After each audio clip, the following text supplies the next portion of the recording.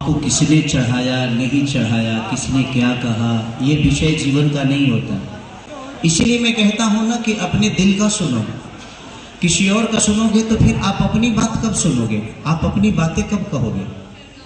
तो प्रयास नहीं, मैं उससे नाराज ही नहीं हूँ, उस बातों से नाराज नहीं हूँ। आपके डांस में प्रॉब्लम है, इस बात को आप मानती हो? सर मैं आपकी वजह से सीख नहीं रही हूँ और मैं बहुत प्रैक्टिस कर रही हूँ और पहले से बहुत बेहतर जानती भी हूँ।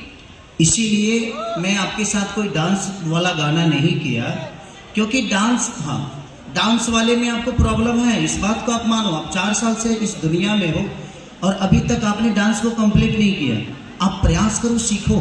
मैं नाराज किसी से नहीं होता, मेरी नाराजगी, मैं दुनिया में जिससे भी प्यार किया हूँ, अगर आज झगड़ा हुआ, कल आके अगर बोल दिला बाबू जाने दो, हो गया ना, मैं तुरंत ऐसा आदमी हूँ कि छोड़ देता हूँ कि छोड़ो यार, बात गई, रात गई, बात गई। मैं ऐसा नहीं कि उसको पाल के बैठता हूँ। आपने मुझे क्या बोला नहीं बोला ये मेरे लिए मायने नहीं रखता।